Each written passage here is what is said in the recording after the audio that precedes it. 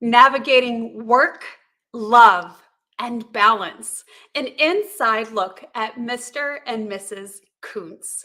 Join us for an exclusive interview with Mr. and Mrs. Koontz, aka the real Mr. and Mrs. Smith, as they share their insights on the delicate art of balancing work, love, and family life. Discover how Susanna's critical care experience and Philip's Navy SEAL background blend seamlessly into their marriage, enriching their journey of raising 5 children while staying sincerely in love with each other. Explore the secrets behind their harmonious partnership, the challenges they've overcome, and the joys they've found while building a life filled with love, purpose, and unwavering commitment. Welcome to the Wellness Driven Life Show, where you're about to go on a wellness driven ride.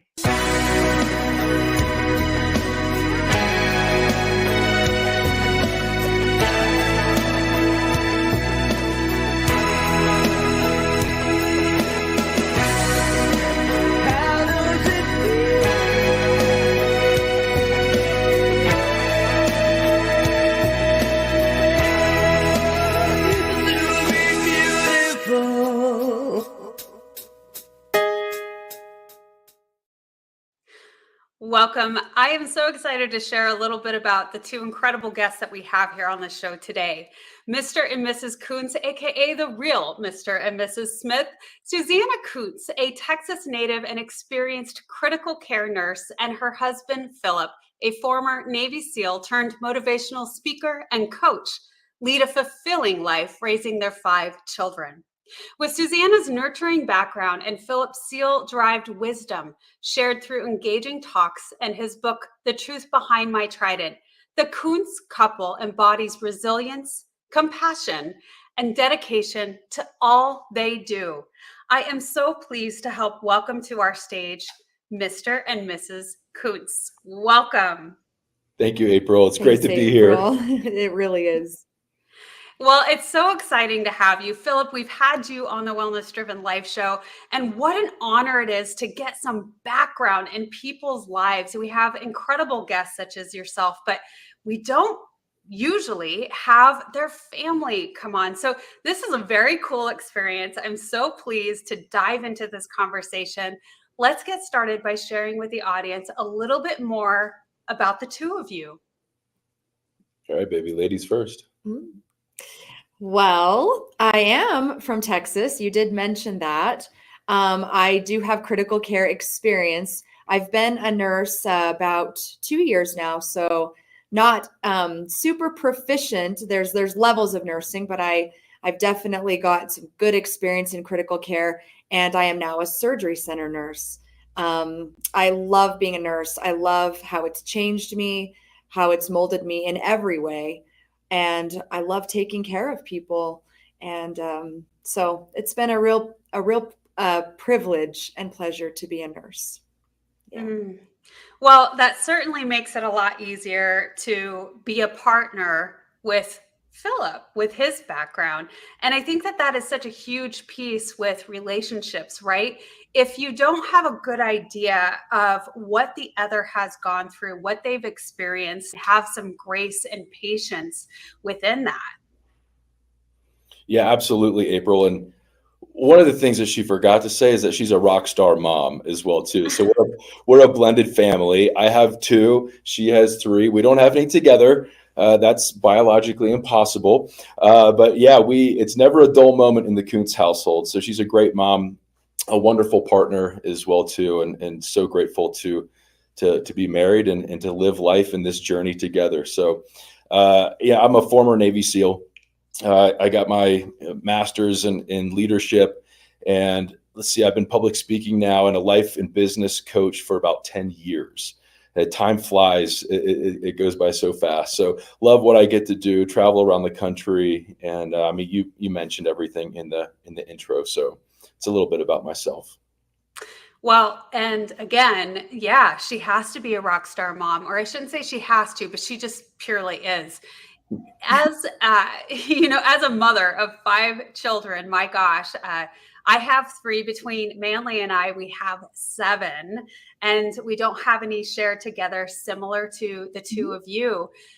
But when you have a partner that is not home all the time, right? And so you do have to take the head position and do all of the things while running a career, getting them to all the things. And from my understanding, Susanna, you are also 17 years into marathoning. Is that correct?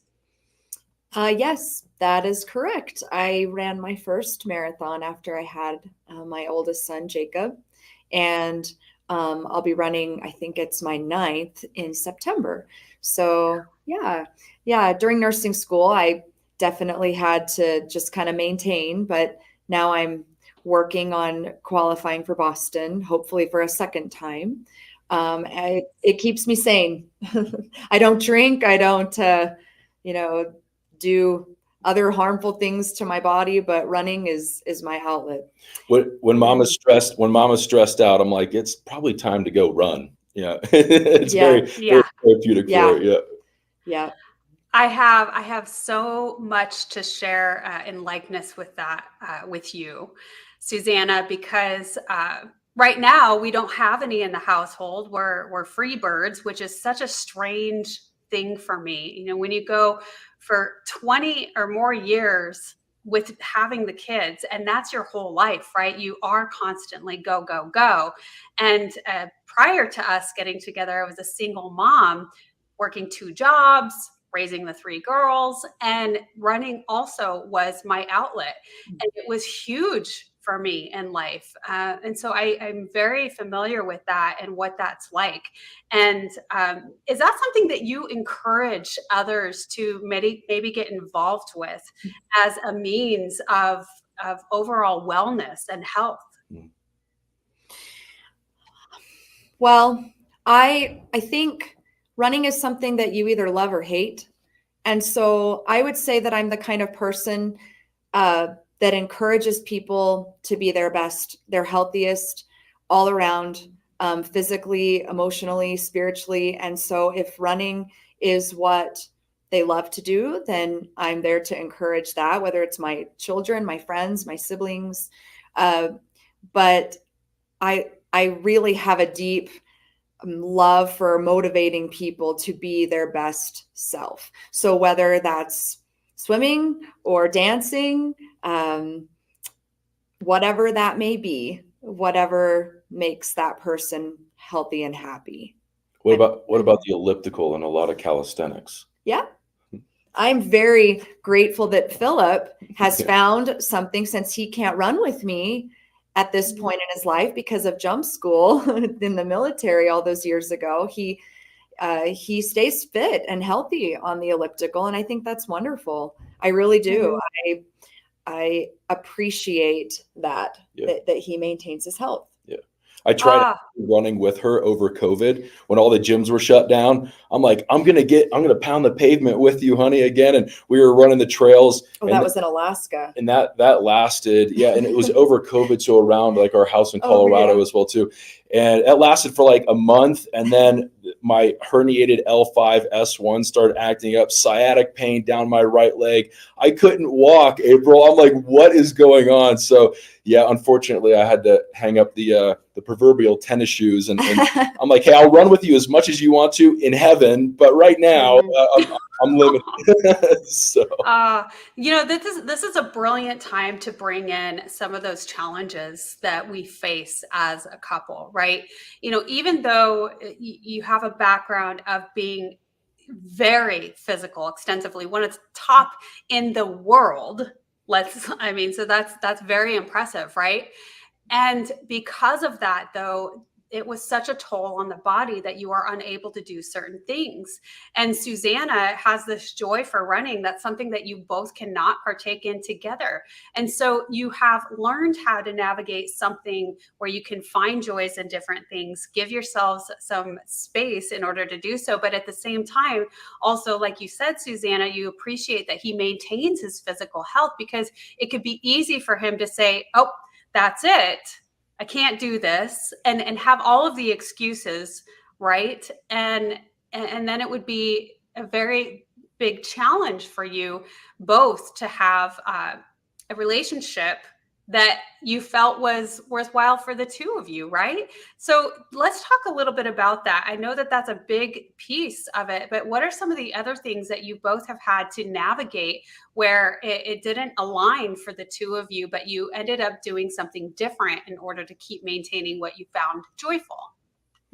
Yeah, I think one of the things that we like to strive to do in our marriage is to find our commonalities. A lot of times couples, when let's face it, as human beings, it's easier to identify what we're different in, our differences, and to focus on those differences to the point where you eventually start doing this, drifting apart. And so one of the things that we've really tried to do is to not only respect and honor and appreciate and validate our differences, but we try to find our commonalities as well too, and to really capitalize on those. So for example, this afternoon, we're going to go see a movie. We love going to the movies. I like movie theater popcorn, probably a little too much. And so, when we have time together, one of the things we like to do is just going to the movies, or maybe it's going for a walk, or whatever that might be. So we try to find, and I love to fish. I love the outdoors. Probably not her first choice, but she takes a book and she joins me on the kayak, while I'm fishing. So it's trying to find those moments where you can enter into each other's world and participate with maybe in those things that aren't maybe necessarily the things that you enjoy doing the most. Well, we're both kind of busy. We did strengths finders. I did mine in nursing school, and you did yours in your education, right? And mine, in essence, my brain doesn't stop. Like, I'm constantly just going. And I got intellect, I think, is my first one. And then you're the activator. Like, your body wants to go all the time. So both of us like to go all the time. Just it doesn't look the same, but we've learned to compromise so that we're both happy in our strengths together. So yeah. Well, those are two awesome examples. Strength Finders is a great way to really understand yourself a little more deeply, and why you do the things you do, and then being able to understand your partner at the same time. And because of those strengths, how do you make those bloom and blossom in such a way? And I love the example of going fishing and then taking a book, so you can share and be there with one another, but not necessarily having to partake, but the energies and the support is still there. So what a beautiful example. What are some of the things that you two do on a continuous basis, on a daily basis, to really help maintain your overall well-being? And let's talk a little bit more about love, because of course all of us who have been in relationships know that sometimes it can fall to the wayward, right? It takes work to be in a healthy relationship, and to maintain that, and to continue to fall in love over and over. What are some of the things you guys do on a daily basis to help that? Yeah. So real quick, just hitting the pause button. Another really good test that you could take, it's free, is the Enneagram. And the other one is the 16 PI. So if you think your partner, take those together, find out some new things. I don't care if you've been married for 5 years, 5 months, or 50 years. There's always something new that you can learn about your spouse. So those are other just kind of fun exercises and some tests that you can take to share with each other. But to your question, great question, by the way. I like to actually picture, okay, you're going to have to help me on this one. I like to picture, I think it's an atom. And in an atom, you have a nucleus, you have the proton and the neutrons. And then out on the outside of those are the electrons. And I think that that's a really great picture of families, because time and time again, I see that the husband and the wife, they are the nucleus. They are the proton and the neutron. You can be the neutron, I'll be the proton. And the kids are the electrons, right? And so often I see that that the husband and the wife, that they pull the kids in, and the kids start to become the nucleus of the family. And if you look at an atom, as soon as the electrons get unstable and start to pull towards the middle, like the whole thing blows up, right? Or you don't have the neutron, then guess what? The whole thing's going to blow up. And so I guess what I'm trying to say, and I'm not sounding very sophisticated when I'm saying No, I this. like this scientific metaphor. I was going to say, I think you're doing great. which is a deviation from what you should be. There you go. So no isotopes. See, this is the nerdy side. Yeah, but if couples who really strive to keep their marriage alive and fresh and exciting, it's that proton and that neutron, that nucleus of the family. If you can keep that healthy, then the kids are going to be just fine. But it's when the husband and the wife, they focus too much on the kids and make the kids their center of their life, of the world. Guess what happens when the kids are no longer there? When they're empty nesters, husband and wife are looking at each other and like, who are you? And I don't even know if I like you still, that sort of thing. So I don't know if that answers your question, but that's kind of that's the image that first came to my mind. Well, you have to be united front. You have to be united, and you have to be ready for your kids to play both sides, especially in a blended family. I know there's a lot of blended families out there. And so if any of you are listening, hopefully this helps a little, because we really had to navigate that. We had to navigate, bringing the other parents into play and considering what they're being taught at their homes. If it's different, if it's the same, you have to take all that into account. And then, Phil and I, at core, we have a lot of similarities. We're both very spiritual people. We think deeply about the world. We have a lot of empathy for others. And then we have some differences that we kind of talked about a little bit already. But the important thing is that you're united on the things that matter and that your kids see that. And when there's differences, that they're able to see you navigate those differences in a healthy way. And sometimes our kids have seen us get into not like they see us disagree, and how we navigate that. And that's important because they'll disagree with their spouses too. So it's good that they watch that. Yeah, because more is caught than taught. Yeah. Right. Yeah. So a couple of things that just came to my mind as Susanna's talking, some of the ways that we make sure that we really are united and kind of keep things fresh and keep the marriage as the center of the family, of that nucleus of the atom is we go on dates. So we schedule dates every week, to go out and do something where it's just the two of us. So I continually date my wife.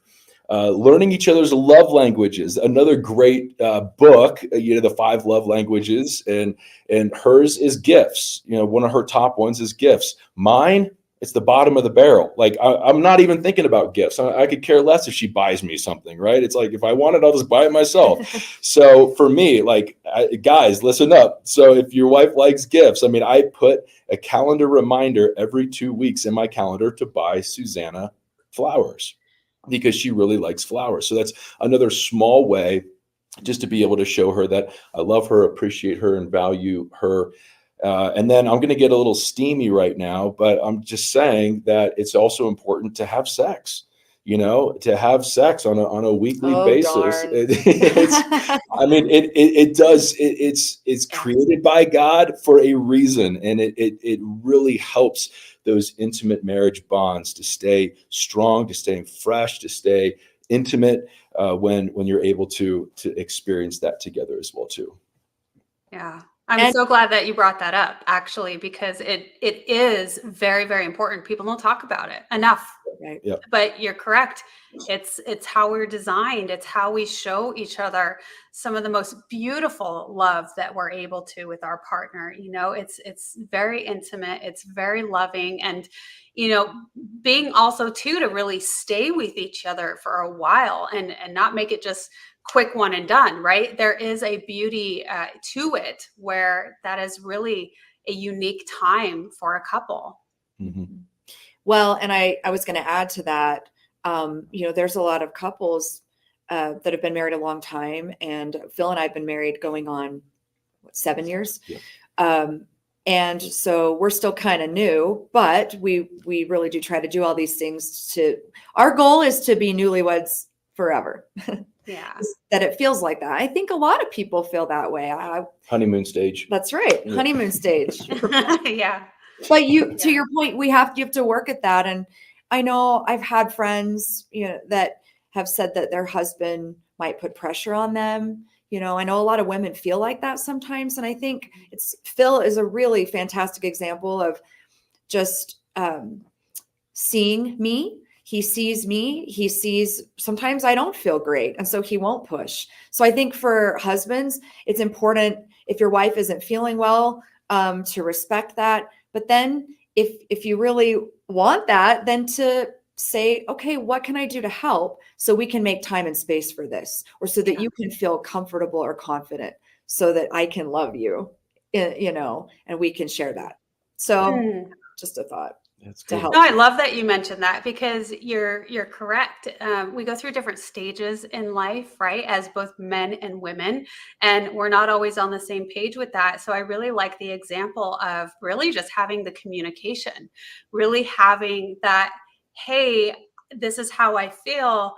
This is a desire. What can I do to make this a possibility, or what have you, right? So I think it's actually a really great example to really just have that communicative piece. So we're going to move into our commercial, and when we get back, I'm so excited to jump back into this conversation, and then maybe talk a little bit more about the spiritual aspect of this relationship, because you both said that you're very spiritual together. So let's bring that into.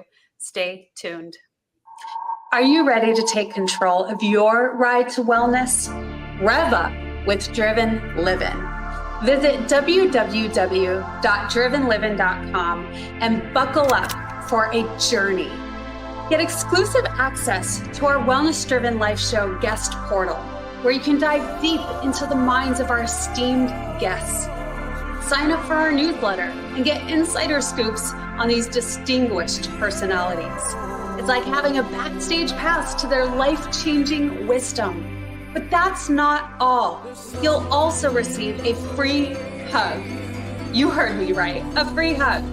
An enlightening ebook from the Driven Living team. Discover the science-backed benefits of hugging yourself. It's a fill-up for your wellness tank. Because at Driven Living, we believe in fueling your journey to wellness, both physically and psychologically. So what are you waiting for? Visit www.drivenliving.com today. Welcome back, everyone, here with Mr. and Mrs. Koontz. Now, we've had an incredible discussion of what it is to have this awesome partnership, and especially when you're raising children and the dynamics between this. You guys both of you have incredible backgrounds where you really you have a great relationship because of that. You complement each other well because of that. And so some of the things that I've been hearing is a lot of it's communication, and you didn't directly mention that, but so much of this is communicating when it comes to children, being on the same page, because they will go back and forth and utilize both sides, won't they? And that's common, that's natural and normal, but really being on the same page with how you want to raise children, the same values, the same spiritual values, etc.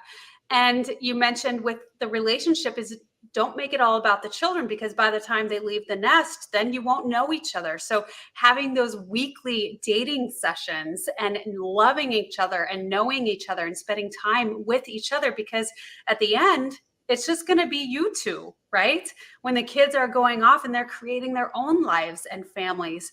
And then, of course, bringing in the intimate pieces, knowing each other, taking tests such as, I can't remember some of them that we mentioned because there's so many of them, but the strengths test, et cetera, but really knowing each other more intimately of who you are. And also, what is your love language? So I hear a lot of that too. So you know how to please the other and really maintain showing that love for one another. Yep. Hey, April, during the Yes. commercial, I actually thought about something else. Can I share about the 5 S's? Is Yeah, that I cool? think that's a good way for people Please. to remember. So I'm a really practical guy, right? So I'm like, okay, if I'm watching this podcast, I'm like, okay, I want to help, get to the next level of my marriage or maybe rekindle some stuff. So one of the things that we do on a daily basis, we really try around an hour to 2 hours every single night once the kids are down. And sometimes the kids are still up and walking around the house and stuff, but we're still striving to accomplish our 5 S's. And this isn't like a check in the box, like, okay, let's move on to the next one. But like, these are fun things that we get to do. So here's our 5 S's that we try to accomplish. We're not perfect at it, but we try to accomplish these every night. And in doing so, they really help build that connection with both of us. So the first one is snacks because we like to eat, right? So we like our snacks. So that's the first one. The second one are shows. So we like to watch a show together as well too, maybe an episode or two of a show. We have a hot tub. So the third one is soaking. We like to spend some time communicating, chilling out in the hot tub. Foot massages. Oh yeah, and foot massages in the hot Yeah. tub. So that's nice. The fourth one is sex. So when time allows, when the kids are definitely in bed, then we'll do, the fourth one is sex. And then the fifth one is scriptures. Yeah. So we read scriptures together and share some spiritual moments, share some deeper thoughts throughout the day, or some impressions that maybe we had and about our kids, or, just about anything in life. So those are our 5 S's that we try to accomplish every night together. I love that. That is so cool. So now yours is S. That's a book. A lot of S's in that. So we'll write that book. Yeah. So would you say for other people to kind of maintain the S too, or maybe make an acronym? Anyway, point is maybe 3 to 5 things Sure. that you as a couple can commit to doing as a routine every single day in order to just rekindle continuously. Yep. Wait, was I that like that. That's your question, is what we can do, like 3 to 5 things. Yeah. It sounds to me like if this is going out as advice to other people, just 3 to 5 things that you can commit to every single day and create a routine, create a habit. I think so much of in life, whether it's personal development, any sort of self-improvement, is a routine, is a continuous repetitive action to bettering yourself, right? Including the relationships that we have. And those relationships are key. And Philip, I know that you talk a lot about this as well. It's not just about career balance, it's life balance. It's a lifestyle. And that includes your family, relationships on every single level. You have a relationship with everything and everyone. Well, I can start with one. Maybe we can just, Do it. Yep. So one thing we've been really trying to work on is to acknowledge and fill each other's love language. So we talked about this maybe like a month ago, and he really loves physical touch, and I really like words of affirmation. And so we had a conversation because he travels a lot and I work, when we're together, to assess. I'm a nurse. We like the word assess. To assess how our love tank is, like how full it is. Mm-hmm. So we gave each other space and permission to say, hey, my love tank's a little low. And so I've committed to, and yeah, we don't want to make it like, oh, it has to be this number, but a goal to consistently give more physical, just hugs and touches, kisses. And he will say words that I like to hear that come from his heart. And that's been really good. So that's one. Yeah. One of the things I love about Susanna is she doesn't expect me to read her mind, which is awesome.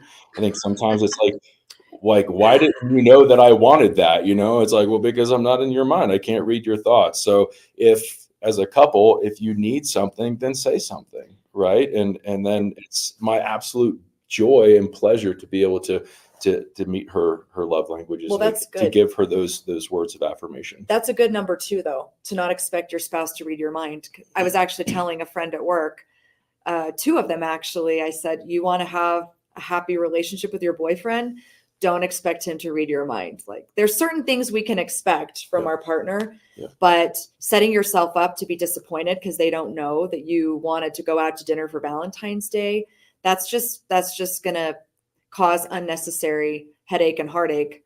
So I think that's a great number 2. Yeah. All right. So let's go for that. And then number 3, one of the things I was thinking about is, and this is particularly important for us guys, because sometimes we don't like to admit when we're wrong. I'm going to brag on my wife again. One of the things that first attracted to her the most was not only was she constantly working on herself and improving herself, but she was totally good and okay with admitting that she was wrong. And between the 2 of us, she doesn't have to admit that she's wrong very often. That generally falls in my court.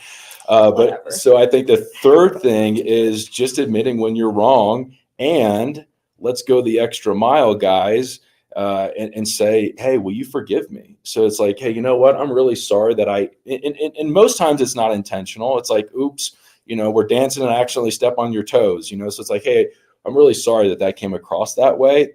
That's not what I meant. Will you forgive me?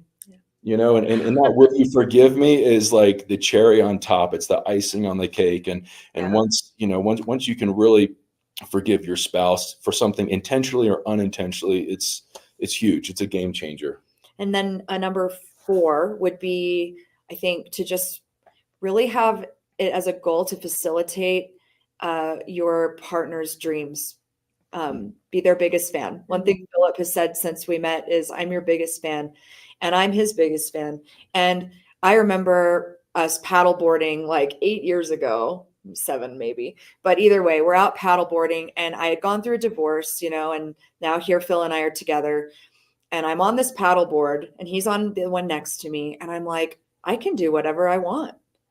I want to go to nursing school. And he was like, okay. Actually, first it was being a personal trainer, right? It was like, well, that was before I had been working on that already. Yeah. And then I'm on the paddleboard and I'm like, what am I doing? I can do whatever I want. I want to go to nursing school. And he was like, okay. And I don't want to like cry, but right now, but it totally changed my life. And I'm a totally different person because he didn't, oh, it's going to be too expensive, or it's going to be too hard, and it's going to be too stressful for the kids, which it was at times. It was stressful for all of us at times. Yeah. But he picked up the slack, and now I'm a nurse. So that's my number 4. Yeah. And it goes back and forth too. Like, not only did I support her when she was going to nursing school, but I mean, she supports me on a weekly basis. If some of my trips happen to fall on a certain day, or I'm trying to make it back in time, or my flight gets delayed, or whatever that is, like, she is so quick to pick up the slack, and she's like, I got this. I mean, she's got a cape on right now because she's a super mom. You can't see it, but I mean, yeah, it's picking up the slack for each other, and it's, what's important to you is important to me. And so valuing that and making the time, your own time and energy, in order to help fulfill your spouse's dreams, and just be supportive on a day-to-day basis. So she has been absolutely supportive of me in my speaking career and allowing me to do what I get to do. And I'm very thankful for that. Yeah. You guys have brought in so many incredible examples. And, it's interesting because people get so down and out, which you do, of course, at the time when you've gone through relationships, when you've gone through divorces, but those are such incredible learning opportunities, right? And Susanna, you came close to tears because you didn't have that support from a partner before. And when that comes into our lives, when we have somebody who holds themselves accountable, is willing to say, I'm sorry, will you forgive me? Who is willing to support you in every single dream that you have, and do all of these things that you weren't familiar with before, who is interested in self-growth and development and self-improvement. I mean, those are extraordinarily attractive traits in a partner. And it takes a while most of us do not have that in the first relationship, right? It's those learning experiences of finding out that those are key value, key important aspects of a healthy relationship, right? And so it's incredible that you both have recognized that you have that you continue to develop that. Now, I would love to know, because both of you are on this beautiful path of careers, and because you both are really into self-improvement, what are some of the things that you guys are most excited about creating on an individual level at this moment? Oh, It's a good question. I don't know. so together as individuals, like just our individual drives. Yeah, and if there's something together, I would love to hear that. Now, I know, Philip, that you travel, speaking, you're coaching, you do an extraordinary job with that. And so is there a next step? Is there something else that you're creating in your life? And Susanna, same with you. Now, you've accomplished that nursing degree. Is there a next thing that you're very excited about creating in life? I think when we dream together, when we have about 7 years until all of our kids are out of the house, so 5 kids, all the way from 17 all the way to 11. So we got about 7-8 years left. We think about what our life could look like, and we want to travel a lot in the future. I have been involved in child trafficking and stopping that horrendous crime. That's something that she's also very passionate about. So, who knows what doors are going to open. We've even talked about maybe going overseas and contracting. I mean, she, with her nursing degree and her medical background, that'll be, very, very attractive as well too, with my training as a SEAL. So who knows? I think we're open to anything and everything, but I do know though that we're going to do it together, and it's going to be a continued adventure to be able to live together. Yeah. As far as a personal goal, I've considered, well, I don't want to say anything because I don't know what's going to happen. I've considered further education in nursing, possibly, but I don't know. I'm very, like I said, I'm a very spiritually minded person. So I'm going to be praying a lot about that over the next few years. And I really believe that we're led to our callings in life, whatever those look like. I believe Phil and I were led to each other to raise these 5 kids together and to bring each other joy. And so I believe that I'll know what I'm to do with nursing, if more or something different. I want to publish a book that I've been working on for 18 years. It's a historical fiction. So that's something that I'm working on. And I would like to qualify for Boston again, at least once. Yeah. So that's kind of some of my, I thrive on my drive to accomplish. It fuels me. If Susanna doesn't have a goal, then she is completely listless in life. So she's always got that next hill to take. So, yeah. Well, that is what gets us out of bed every single day, is that drive and that passion, that desire to continuously create something in life, and so I'm excited about the book. You have a great spouse right there that has already gone through that process, so you're in good hands. And I agree with you, Susanna. I believe on a spiritual aspect that this is all by beautiful design. You were brought together to create this incredible, whatever it's going to be, the things that you already are, the raising of the children, and being such incredible examples to them, the two of you. And I also see historically what I hear from the backgrounds, and allowing each other space to do what it is that you're excited about, going to nursing school, traveling to speak on stages, and being able to acknowledge that and work with each other. Eventually, you guys are certainly going to be doing something incredible alongside each other indefinitely. So thank you so much, the two of you, for being on the Wellness Driven Life Show. I want to make sure that everyone knows where to find you. So we've had displayed on screen here. For those of you watching, it's been trickled in, but www.philkoontz, Koontz.com. For those of you listening in, www.philkoontz.com. And that is also in the description below. If you want to learn more about this incredible couple, check them out there. And so thank you again for being on the Wellness Driven Life Show. It's truly been an honor to have you. Well, we're humbled and grateful to you, April. Thank you for having us. Thanks, April. You're welcome. And thank you so much to our audience, because without you, the show wouldn't be possible. So thank you so much for tuning in. Leave your comments in the comments section. We'll get back to you. Goodbye for now, and we will see you next time.